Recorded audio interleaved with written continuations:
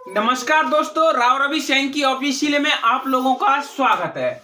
अपने बच्चों की लर्निंग को मजेदार बनाने के लिए हमारे चैनल राव रवि सैंकी को सब्सक्राइब करें और बेल आइकन बटन दबाना ना भूलें ताकि आने वाली वीडियोज की नोटिफिकेशन आप लोगों के पास पहुंच सके।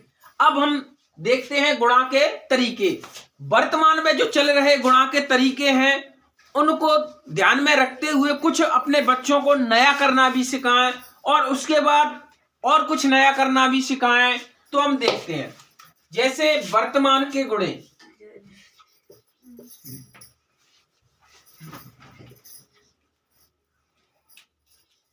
वर्तमान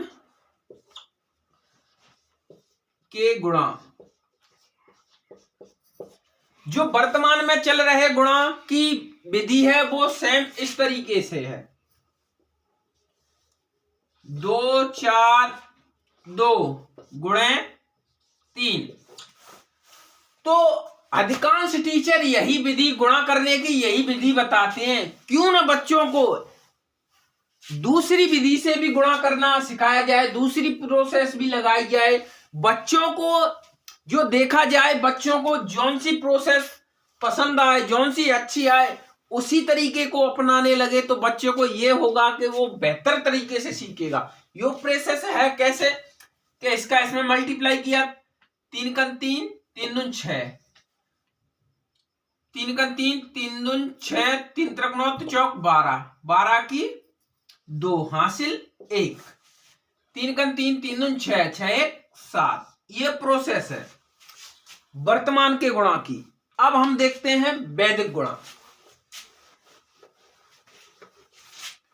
वैदिक गुणा,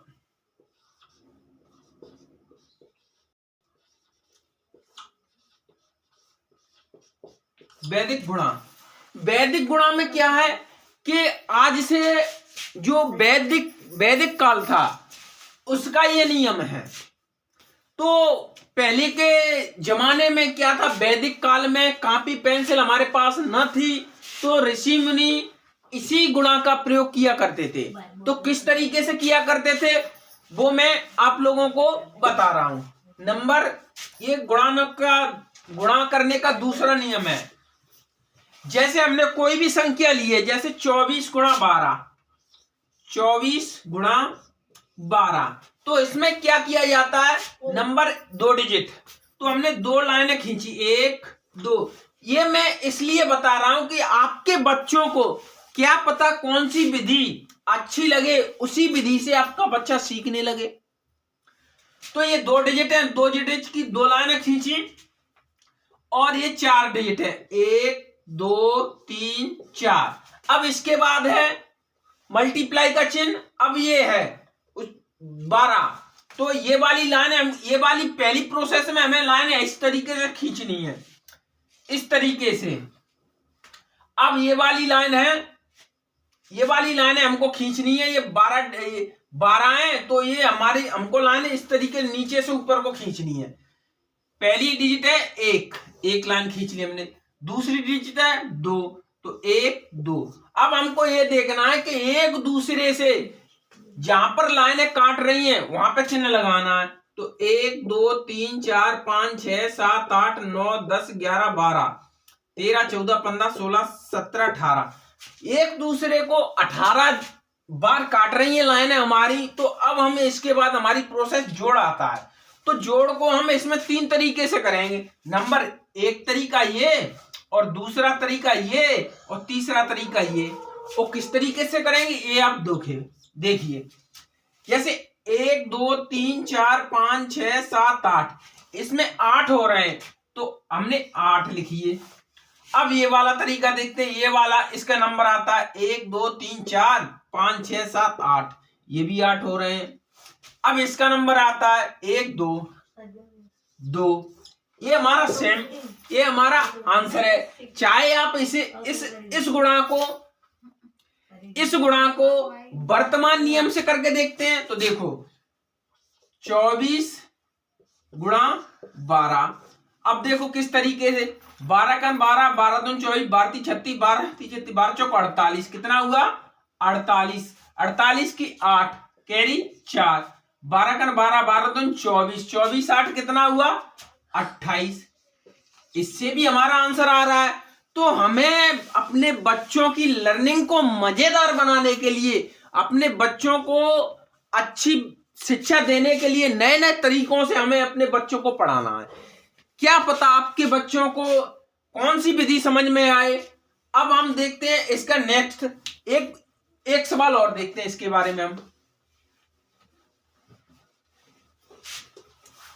जैसे कोई भी संख्या 331 गुणा 241। दूसरा सवाल 331 गुणा 441, ये वाली संख्या है। तो ये 3 डिजिट की संख्या हो गई। तो अब देखते हैं इसको कैसे। तो सेम वही प्रोसेस, 3 1 2 3, इसके बाद भी 3 1 2 3, इसके बाद 1, ये वाली 1 हो गई। अब उसके बाद मल्टीप्लाई का चिन्ह है और इसके बाद 4, 1 2 3 4, इसके बाद भी 4 है। तो हमें उसी तरीके से करना है, 1 2 3 4, इसके बाद 1 है तो हमें 1 करना, 1। बच्चे हो तो अब हम बताना चाहते हैं कि हमारी लाइनें एक दूसरे को कहां तक काट रही है या कितने बार इसमें काट रही। तो आप देखें, जैसे 1 2 3 4 5 6 7 8 9 10 11 12 13 14 15 16 17 18 19 20 21 22 23 24 25 26 27 28 29 30 31 32 33 34 35 36 37 38 39 40 41 42 43 44 45 46 47 48 49 50 51 52 53 54 55 56 57 58 59 60 61 62 63 जगह है हमारी एक दूसरे को लाइन काट रही है। तो अब हम यहीं से प्रोसेस शुरू होती है। यहां से हमें अब करना है जोड़। जैसे उसमें कितने तरीके से किया गया था, इसी में हम बता रहे हैं। ऐसे 1, फिर ये वाले सामने सामने के लेने हैं, फिर ये वाले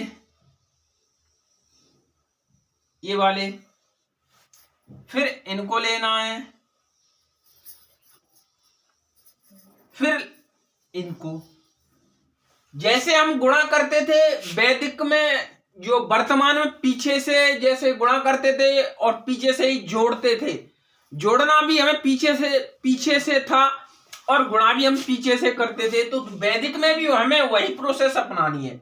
जैसे किस तरीके से, यहां पे 1 है तो हमने 1 लिखा। कितना लिखा? 1। अब देखो 1 2 3 4 5 6 7, कितना हो रहा है? 7। तो हमने 7 लिखा, 7 लिख लिए। अब इसकी बारी है 1 2 3 4 5 6 7 8 9 10 11 12 13 14 15 16 17 18 19, 19 की 9, कितना हुआ? 19 की 9।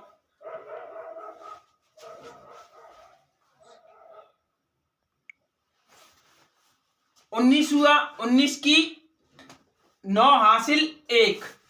अब ये वाला हो गया था, ये वाला हो गया, ये वाला भी हो गया। अब जो एक कैरी बची हमने उसका चिन्ह यहाँ पे लिख लिया। 1 2 3 4 5 6 7 8 9 10 11 12 13 14 15 16 17 18 19 20 21 22 23 24, 24 1 25, 25 की 5 हासिल 2 कैरी। अब 1 2 3 4 5 6 7 8 9 10 11 12, 12 2 14, 12 2 14। फाइनली हमारा इतना आंसर आया। वैदिक गुणा से भी हमारा इतना आंसर आया। तो बच्चे हो, हम देख सकते हैं कि वैदिक गुणा से हमें नए नए तरीके अपनाना चाहिए। वैदिक गुणा से भी हमारा इतना ही उत्तर आ रहा है और वर्तमान में जो एक ही प्रोसेस अपना रहे हैं जो टीचर्स, तो उससे भी हमारा इतना ही आंसर आ रहा है। तो क्यों ना हम बच्चों के सामने वही वर्तमान में चल रही प्रोसेस ही अपनाते रहेंगे, कभी ना कभी तो दूसरी प्रोसेस भी अपनानी चाहिए बच्चों को। बच्चों की लर्निंग को मजेदार बनाने के लिए हर तरीके से नए तौर पे या नए नियमों से बच्चों को पढ़ाया जाए, ताकि बच्चे जो हैं हमारे तरफ आकर्षण हो और शिक्षक और शिक्षार्थी में इस तरीके का संबंध बना रहे कि एक दूसरे को अध्यापन कार्य करते हुए कठिनाइयों का सामना न करना पड़े।